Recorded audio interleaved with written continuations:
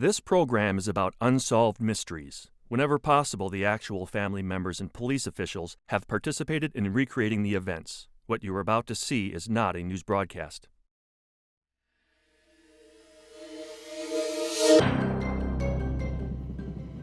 Summer 1977.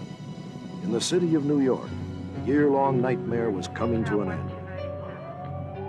On August 10th, a man named David Berkowitz was arrested. Police believed that he was a lone gunman behind the Son of Sam killings, a brutal series of shootings that had left 6 people dead and 7 seriously injured. The media rejoiced. The elusive Son of Sam was behind bars. Or was he? The general perception among the public for years had been that David Berkowitz was a lone gunman. The facts and the evidence, not speculation, the facts and the evidence say otherwise. In 1977, the nation believed the Son of Sam murders were solved. But in the last 11 years, reporter Maury Terry has collected convincing evidence that David Berkowitz did not act alone. Tonight, we examine Terry's theory and present other mysteries where you may be able to help. In a tiny Baptist church in rural Georgia, a deacon and his wife were the victims of a double murder. The killer dropped a pair of glasses that may lead to his identity. And from Omaha, Nebraska, a poignant story of unrequited love. A frugal bachelor who left an unclaimed fortune of $200,000. Someone watching tonight may be his heir. Join me. You may be able to help solve the mystery.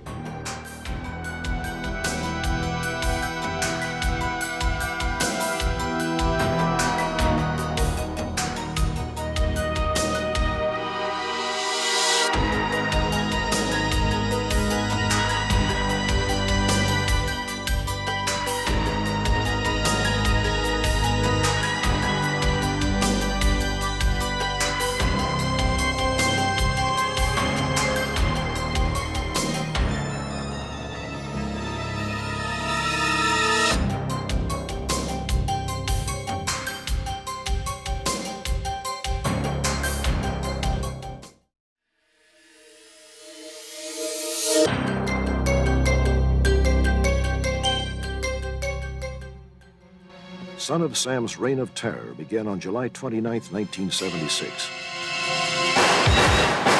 It occurred in an area in the Bronx called Pelham Bay. The time was 1:10 a.m.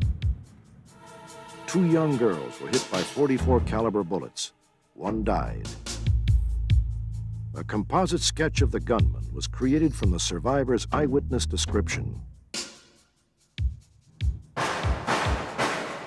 On October 23rd, in the borough of Queens, another .44 caliber shooting occurred. A man suffered a serious head injury. A month later, again in Queens, 2 girls stood on a stoop talking. A man appeared out of the shadows. Both survived, but one would be confined to a wheelchair for the rest of her life. Eyewitnesses were able to help police in creating a new composite of the gunman. 1977. 2 separate shootings took the lives of 2 women. As in the earlier attacks, a .44 caliber bulldog revolver was used. Eyewitnesses created 2 more composites of the killer. They showed a very different face from the earlier drawings. Each appeared to be a different person.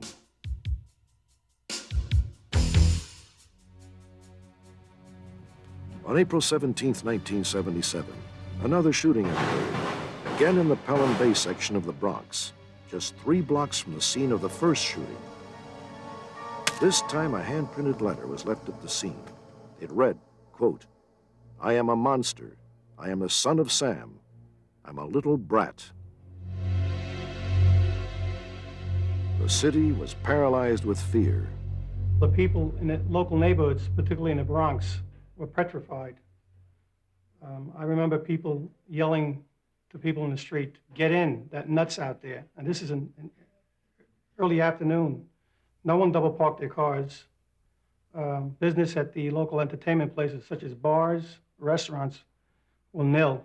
No one went out. On Memorial Day, another letter from the Son of Sam was sent to columnist Jimmy Breslin. Written in the same distinctive style, It contained taunts and references to Satanism.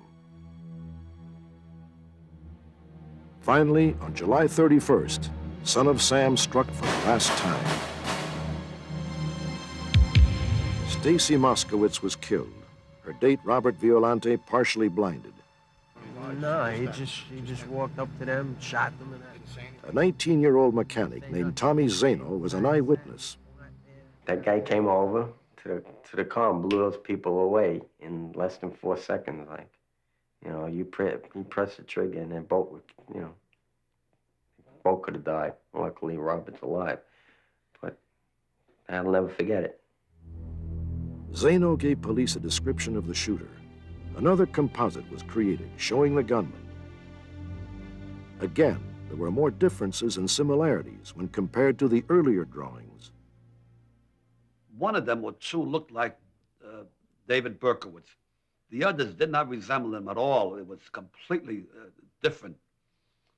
I thought it was rather strange, although we know that these drawings are done by victims or witnesses who see the killer for a brief period of time, and then a day or two or several hours later, they have to go to a police department artist, and he has to put that on paper.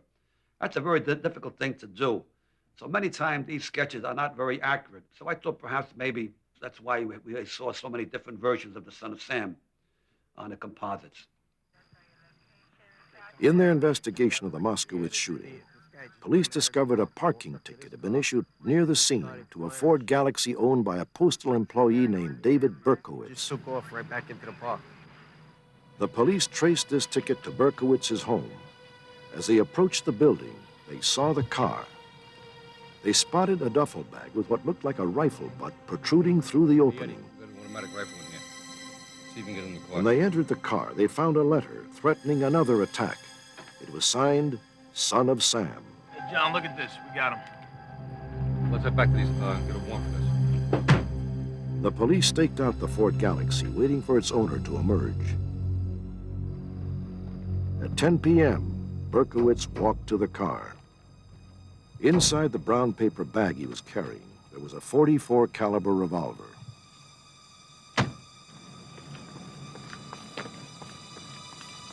As detectives moved in to arrest him, he sat in his Ford Galaxy, almost passively. What took you guys so long? Step out of the car. Turn around. Berkowitz confessed to all of the shootings.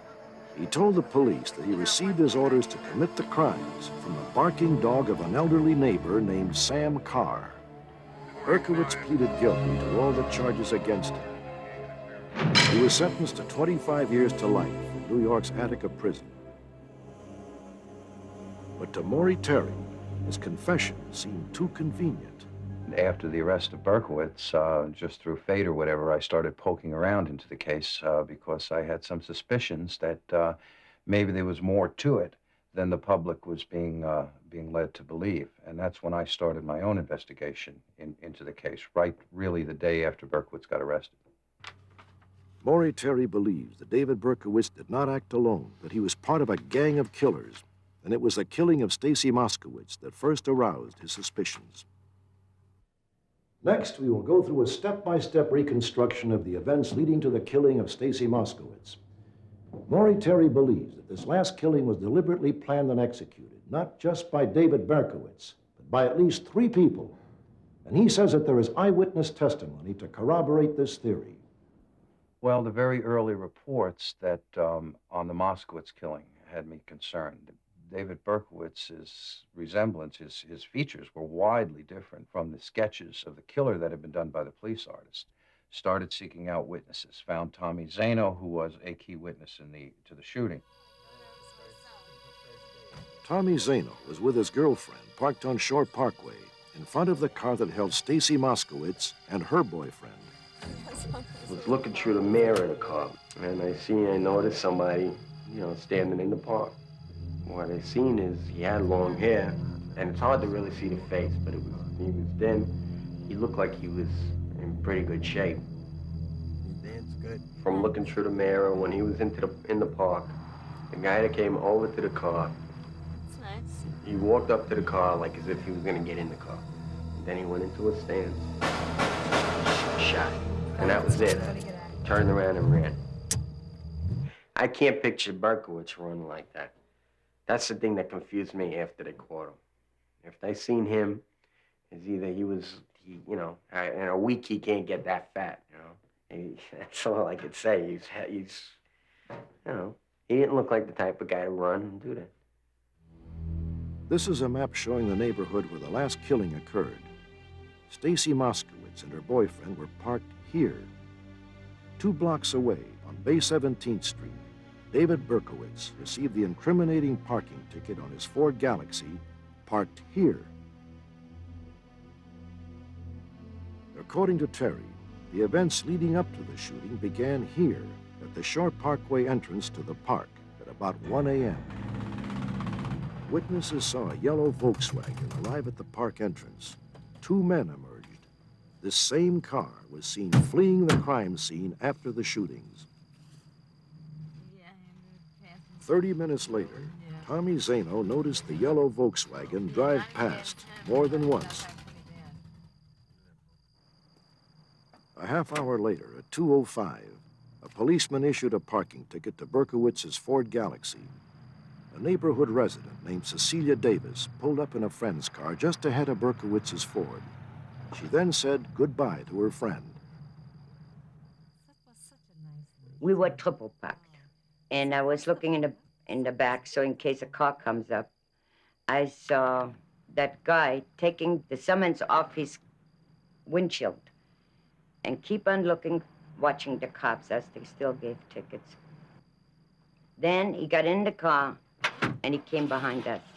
He couldn't pass because we were blocking the whole street. And he blowed the horn at us.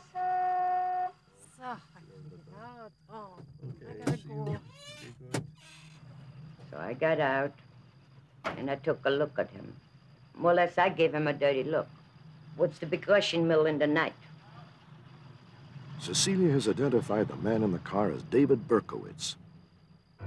After she left her friend, she saw Berkowitz drive up Bay 17th Street and turn right on Bath, following the police.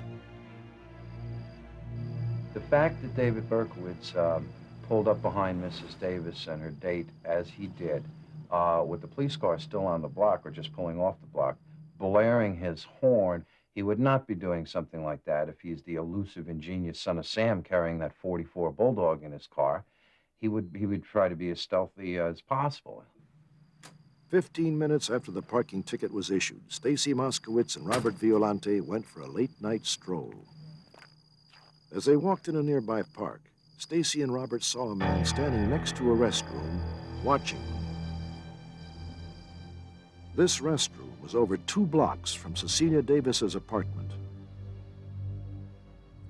At 2:33 a.m., Mrs. Davis returned to her apartment after walking her dog.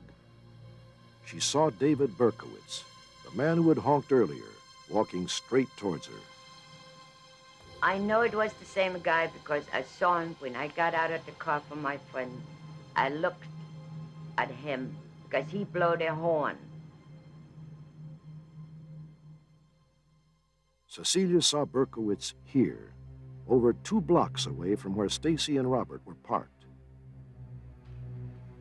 Approximately 1 minute later in her apartment, Cecilia heard the sounds of gunfire in the distance. Those 4 shots killed Stacy Moskowitz and almost blinded Robert Violante. How could Berkowitz have traveled from this spot, where Cecilia last saw him, to this area, where Stacy and Robert were shot in 1 minute, when it takes at least 2.5 minutes to briskly walk the 2 blocks from Bay 17th Street to the park? Just 15 seconds after the shooting, witnesses saw a man wearing a cheap light-colored wig run out of the park, get into a yellow Volkswagen, and speed away up 17th Avenue. In his haste, he ran a red light and narrowly missed colliding with another car. Maury Terry believes that at least 3 people, including David Berkowitz, were involved in the Moskowitz killing. He claims they were members of an organized conspiracy responsible for every single one of the Son of Sam shootings. David Berkowitz was selected to be the fall guy on the Son of Sam killings. He was not a willing fall guy. He wanted it to be another way, but Berkowitz knew that he had been involved in all of the shootings. He has pulled the trigger definitely 2 times, responsible for 3 murders. He's not an innocent man, and was on the scene of all the others as a lookout, a wheelman, whatever. So Berkowitz was involved, and Berkowitz knew he was guilty. He also was responsible for getting a parking ticket on his car that night, which also made him susceptible to be the guy to be picked out to take the fall. And on top of that, the real killer escaped in the yellow Volkswagen, and that person was deemed more valuable to the conspirators than David Berkowitz was. No, I didn't think it was David Berkowitz then, and I don't think it's him now. I definitely don't think it's him. It has crossed my mind, and it's a strong opinion of mine, that David Berkowitz was not the sole killer and was aided by other accomplices. We received information that other people may have been involved. I had a statement made to me by someone who allegedly spoke to David Berkowitz, wherein David Berkowitz is supposed to have stated that others were involved.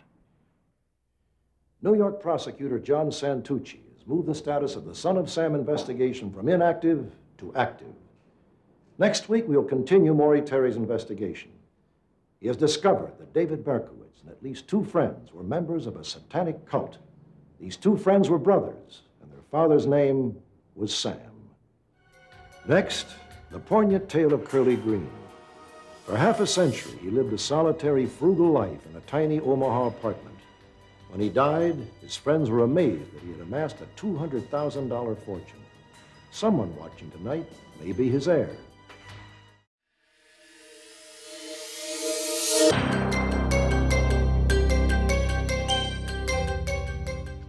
Until 10 years ago, Walter Green lived alone in a small apartment near downtown Omaha.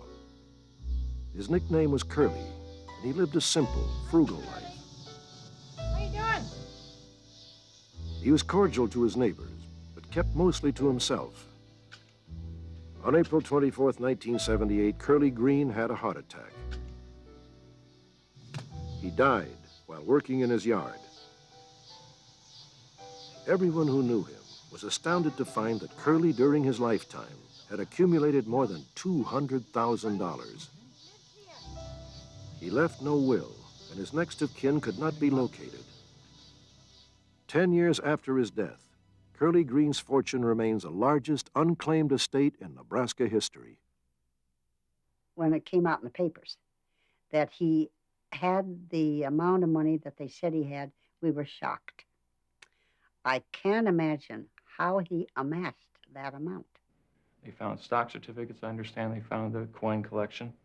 And they found, much to everyone's surprise, that Curly actually owned the apartment building where he was living.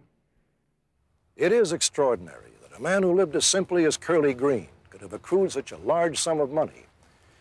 It is even more extraordinary that the money remains unclaimed. But this is not just a story of missing heirs and unclaimed fortunes.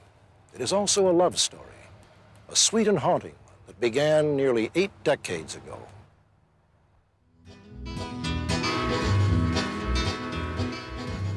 We don't know much about Curly Green's early life. What we can surmise is this. When he was nearly 17, he hopped a train bound for Omaha.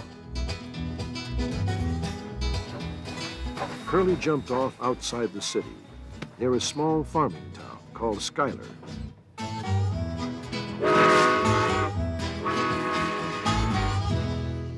Curly immediately began to pound the pavement, looking for work. Al Rominger, a local tavern keeper, saw the young stranger and offered him not only a ride, but a home-cooked meal with his family.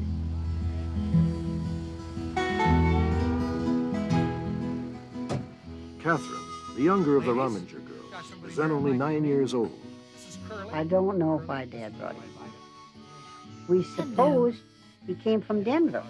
We were curious when he sat at the table because we'd never seen him before. But he was a nice-looking young man.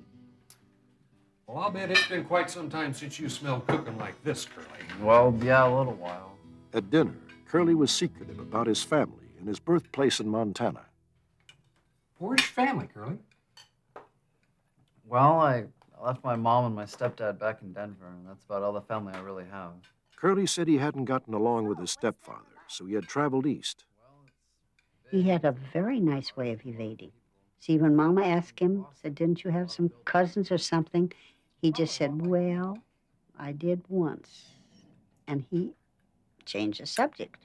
And that's the way Curly was. And we respected him for it. Do you have any brothers or sisters? Well, none as pretty as your daughters, ma'am. The moment Curly first saw Jessamine Rominger, Catherine's older sister, he was smitten. He would never feel the same way about anyone else. Al Rominger found Curly a job working at the local garage. The automobile was still a pretty newfangled machine, but Curly had a knack for fixing cars. He earned enough to enable him to move into a boarding house. He wasn't a spendthrift. And I used to like it when I have to get paychecks, because he'd give me nickels and dimes. With his new salary, Curly began to court Jessamine. He only had one problem, getting rid of Catherine, the little sister. Go to the movie, yeah. Well, I was thinking of the park. How about if you go to the movies and me and Jessamine go to the park? Okay. Okay. Well, here we are. He and Jessamine would go wherever they went. They had some friends in Schuyler, but I didn't care where he went. I got the nickel and dime. That's all I cared about. Curly thought quite a bit of Jessamine because he never went with other girls, only Jessamine. In 1917, Curly left his job as a mechanic to enlist in the Army. He also left his beloved Jessamine. She began training to be a nurse. Curly served on the European front. It was his unenviable duty to drive the dead and wounded to the makeshift Army hospital.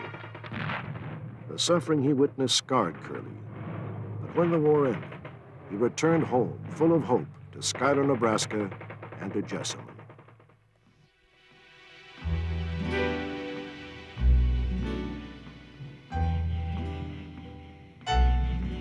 Catherine, it's good to see you again. How have you been? I'm fine. Is Jessamine here? No, Curly. I'm sorry. She's gone to Omaha.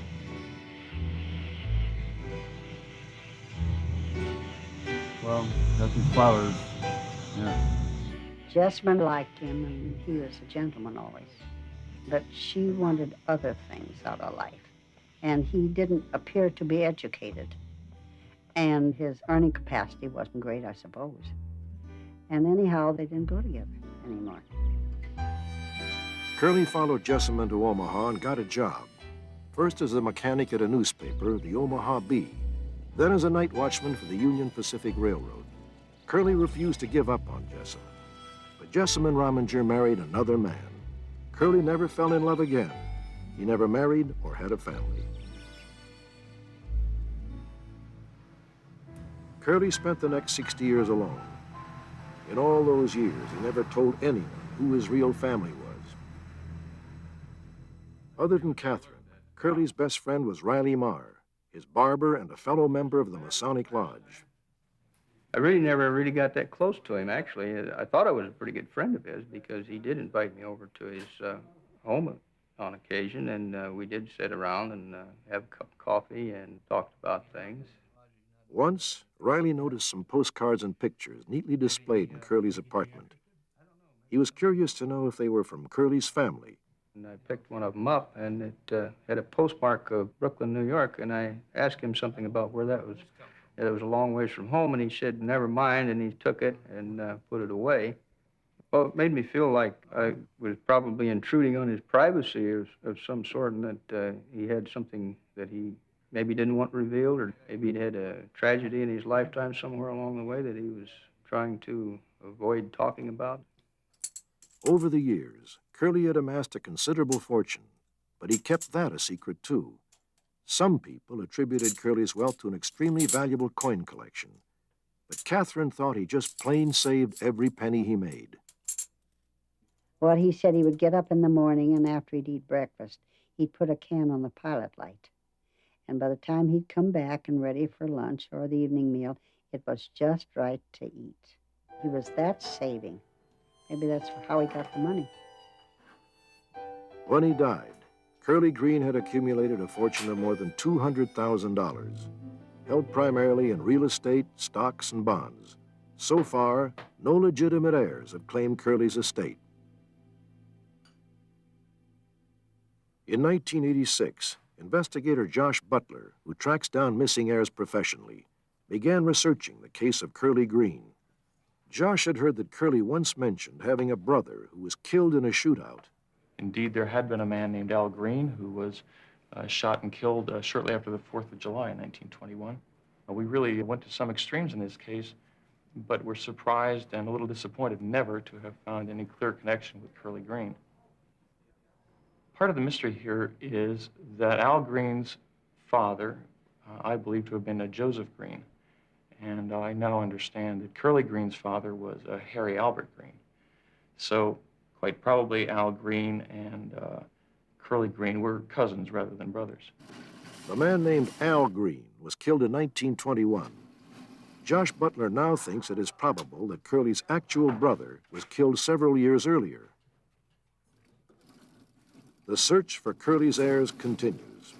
It's very strange that a man would accumulate $200,000 in his lifetime and that he would have no known relatives that anybody knew about and not leave some sort of a written document concerning the disposition of this money. Somewhere there's somebody who has enough information in their own family that they're going to be able to come forward and prove their entitlement to this. It'll be a case of going from the people back to the money. These are 5 of the few known photographs of Curly Green, showing him as a young man, in middle age, and before he died. We know he said he was born in Kendall, Montana, and lived in Denver. We know he had a collection of gold coins, some of which he might have obtained in Mexico. He received postcards from someone in Brooklyn, New York. Curly claimed he had a brother who was killed in a shootout, and he stated on a 1938 birth certificate that Albert Harry Green, born in England, and Anne Morin Green, born in Latvia, were his parents. None of these 3 relatives has been traced. At Curly's funeral, a mysterious wreath of flowers became the final clue to his past. This card came with the flowers. It signed Mrs. Joe Greener, Denver, Colorado. Perhaps Mrs. Greener is the key to the puzzling life of Walter Curly Green. Next, the story of a double murder in a tiny Baptist church in rural Georgia.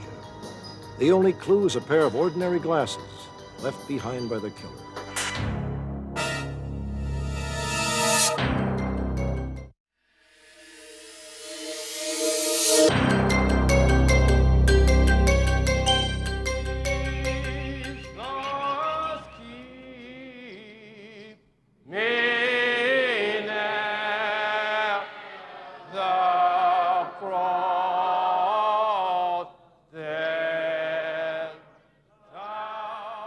Waverly, Georgia, population 825, is a predominantly black community nestled in the Baptist Bible Belt. Lumber, farming, and the paper mill provide the income for this small, isolated area over 35 miles from the nearest big city, Jacksonville, Florida.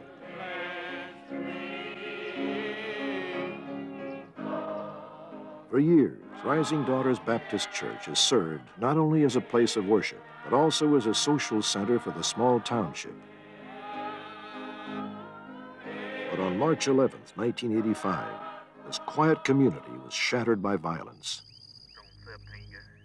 The quiet sanctity of Rising Daughters Church was violated by the brutal double murder of Harold and Thelma Swain. Harold Swain was a well-respected deacon of the church, a member of the county jury commission, and a spokesperson for the black community. Thelma Swain was also closely involved with church affairs. Harold and Thelma had been married for over 43 years.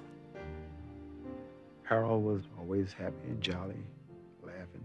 It's something like that might have come natural to Harold because his love and kindness for everyone. And he would always go out of his way to help someone at any time, day or night, no matter what time. If you needed a favor of any type and he could do it, he was there. Same thing about Thelma. All the people up here, well, they came to his funeral. Most people I ever saw at a funeral here in my life, just because everybody thought that much of Harold and respected him. On the night they were murdered, Harold and Thelma held their weekly Tuesday night Bible class. 9 women attended. Lord, do I put my trust. Let me never be put to confusion. Now let us pray. Oh God, I want to thank you for bringing us together tonight. In Jesus' name, amen. Amen. Now, is there any further business that you care to discuss, Sister Brenda? Yeah, well, I'd like to remind everybody about At 8:50, one of the women excused herself early. I have to go now to pick my daughter up from work. Okay. That would help resolve this situation. May I help you? Yeah, I want to talk to somebody. Who? Somebody in there. She encountered a stranger in the church vestibule. I want to talk to him. I'll be right back. Some of the other women in the group caught just a glimpse of the man, a young white male. In April. Excuse me, sister. But that's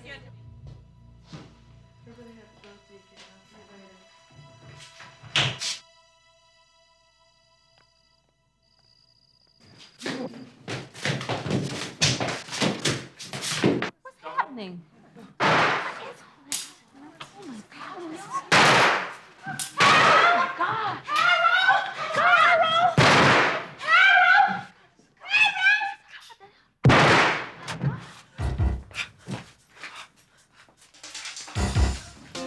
The women rushed into the pastor's office and tried to call for help.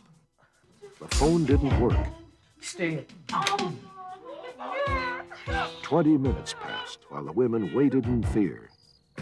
Finally, one of them made a dash for her car and went to summon help.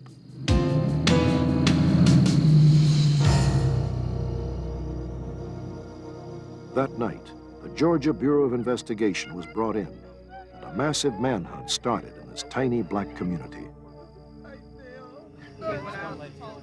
Harold and Thelma were personal friends of mine and my family's. And it was kind of a shock to me. I think I was in shock for a while. When I got there, there was a lot of confusion. No one really knew what had happened. They didn't know what the facts were. They didn't know who had done the killing. They didn't know what the motive was. The Swains, highly respected people, very active in the community, are just not the type of person that, would be the victim of a murder plot. There was a lot of physical evidence at the scene. Bullet casings, 2 pair of glasses. For one, we were able to determine belonged to Harold Swain. The other pair, no one knew who they belonged to. The first gut reaction that I had was a transient, because the glasses appeared to belong to a person who did not have enough money to properly maintain their glasses or to buy glasses when they needed them. These are the glasses found on that night, and they're not ordinary glasses. The lenses are thick, the surface pocked by a welding torch. The earpieces don't match. Were they dropped by the killer? When the police discovered these glasses, they investigated the theory that the murderer may have been a transient. Rising Daughters Church is located on busy Highway 17. Transients often would stop by for a handout or a free meal. But if robbery was the motive, why were over $300 left in Harold Swain's pocket? Other evidence suggests that the crime was premeditated. The authorities feel that the church had been cased before the brutal attack.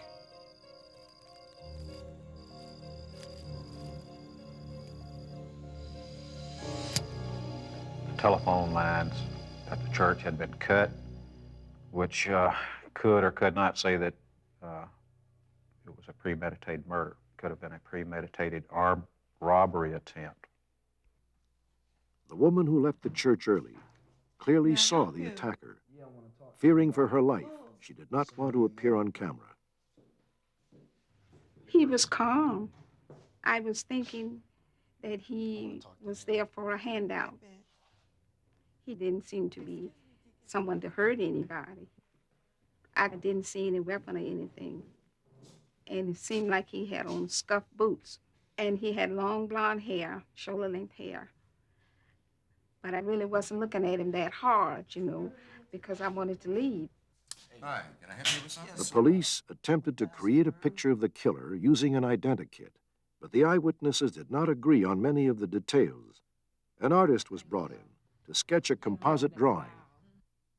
For 5 months, the police searched for the killer using the composite drawing, but no new leads or clues surfaced.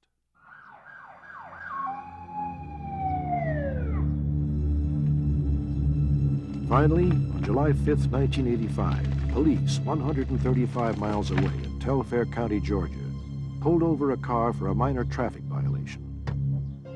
In the trunk, they found an automatic weapon and a submachine gun. 3 suspects were taken into custody. One of them was Donnie Barrington. We were given some information by some acquaintance of these people that Donnie Barrington had told people in Florida that he had murdered a black preacher and his wife in a church. After several interviews with Donnie, he admitted that he had told these people in Florida that he killed a black preacher and his wife. And then he just smiled and said, but I was lying to him. We have never been able to come up with any hard evidence to connect Donnie with this case. Donnie Barrington was then given a polygraph test, and he flunked it. As a matter of fact, the polygraph operator told us that Mr. Barrington was a very good suspect in the murder. The resemblance between the man on the wanted poster and Donnie Barrington was inconclusive. So the eyewitnesses from the church in Waverly were taken to Jacksonville for a police lineup. People cannot see you. You'll be viewing 5 individuals. I'd like, if you will, to place yourself in your mind back at the church the night that this incident happened. Okay? Yes, sir. 5 individuals on the other side won't be able to see or hear you. Lights? Lights? There was about 6 Number men 1. there. And I really couldn't say that one of them was him, you know, because the person I saw had short hair. His complexion was a little bit lighter, but he had the same boots that I saw that night. The boots was what I recognized. But I wasn't really sure.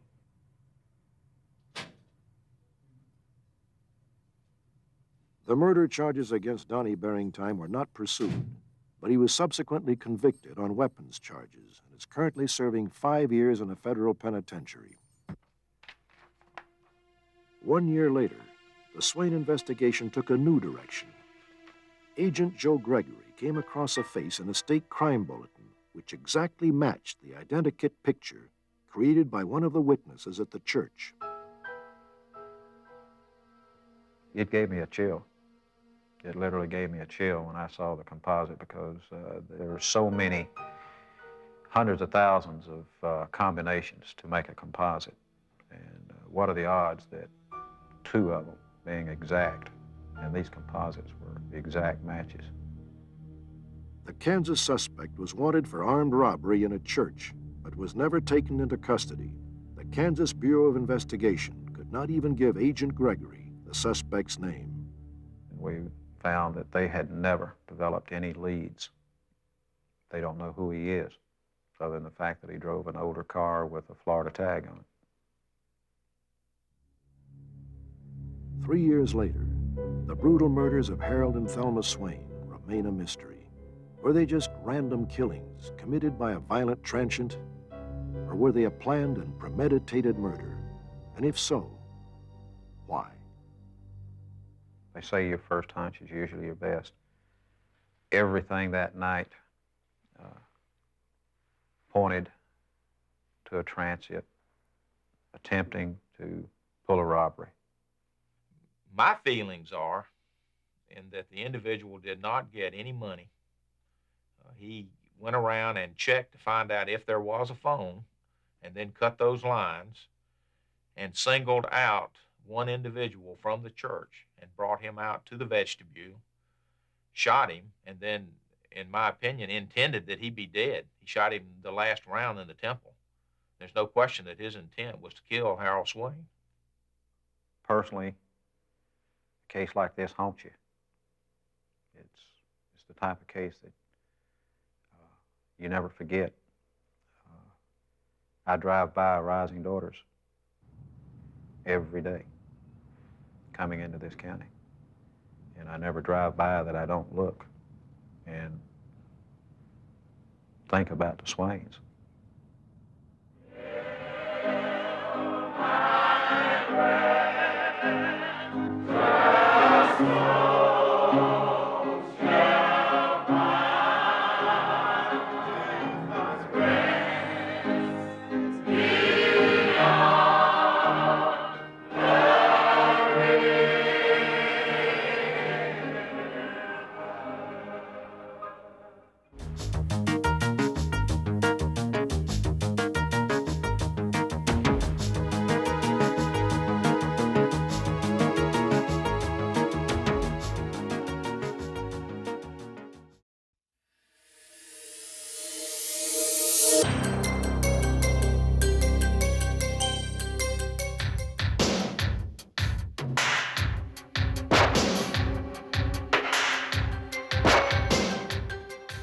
Last February on Unsolved Mysteries, we examined the case of Elmer DeBoer, an oil company courier who was murdered, execution style, on May 11, 1987.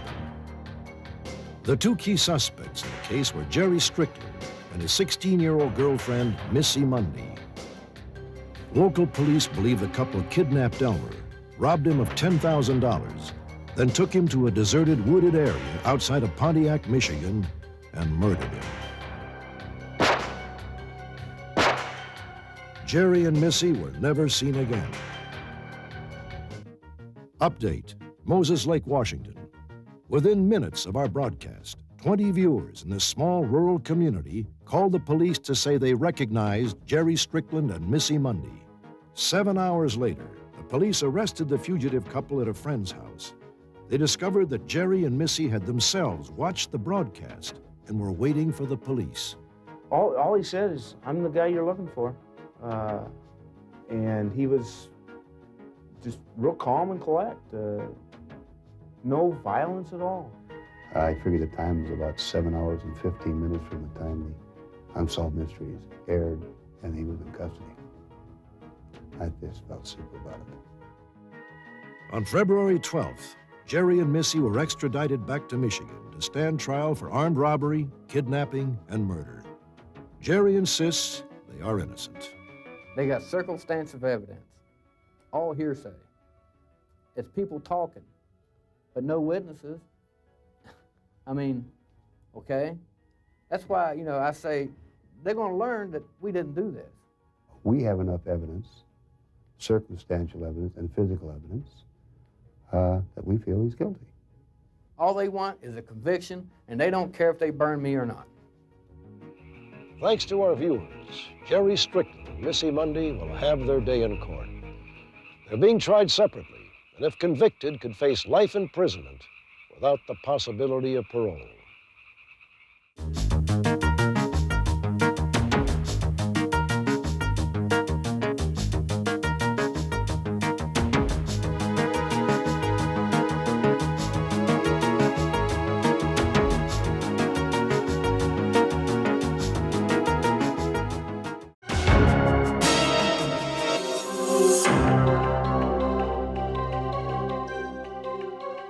Next week, we'll continue our examination of the Son of Sam shootings. Reporter Maury Terry claims that the attacks were engineered by a satanic cult, a cult he believes is still alive and has not yet been brought to justice. Join us next week for another edition of Unsolved Mysteries.